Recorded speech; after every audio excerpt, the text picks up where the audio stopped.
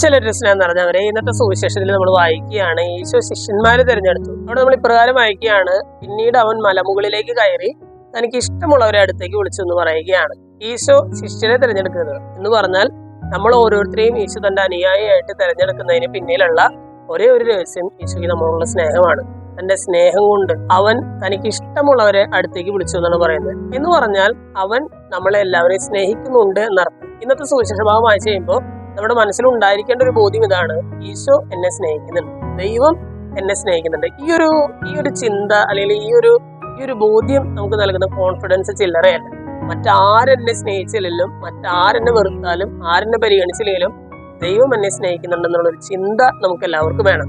അങ്ങനെയാണെങ്കിൽ ഇതുപോലെ സ്നേഹിക്കുന്ന ദൈവത്തെ തിരിച്ചു സ്നേഹിക്കാനായിട്ട് നമ്മൾ പരിശ്രമിക്കുകയും വേണം. എന്നെ സ്നേഹിക്കുന്ന ദൈവത്തെ ഞാൻ തിരിച്ചു സ്നേഹിക്കണം. ഇന്നത്തെ ലേഖനഭാഗത്തിൽ പൗലോസ് അതാണ് നമ്മളോട് പറയുന്നത്: ദൈവത്തോടുള്ള സ്നേഹത്തിൽ നിന്നും എന്നെ ആരും ഏർപ്പെടുത്തും, അല്ലെ? ക്ലേശമോ ദുരിതമോ പീഡനമോ പട്ടിണിയോ നഗ്നതയോ ആപത്തോ വാളോ ഒന്നിനും തന്നെ ദൈവത്തോടുള്ള സ്നേഹത്തിൽ നിന്നും എന്നെ വേർപ്പെടുത്താനായിട്ട് സാധിക്കില്ലെന്ന് പൗലോസിലെ വലിയ ആത്മവിശ്വാസത്തോട് പറയുന്നുണ്ട്. സ്നേഹമുള്ളവരെ, ഇന്നത്തെ വചനഭാഗങ്ങൾ കേട്ട് കഴിയുമ്പോൾ എന്നെ സ്നേഹിക്കുന്ന ദൈവത്തെ തിരിച്ചു സ്നേഹിക്കാനുള്ള ഒരു കൃപയ്ക്കായിട്ട് നമുക്ക് പ്രാർത്ഥിക്കാം.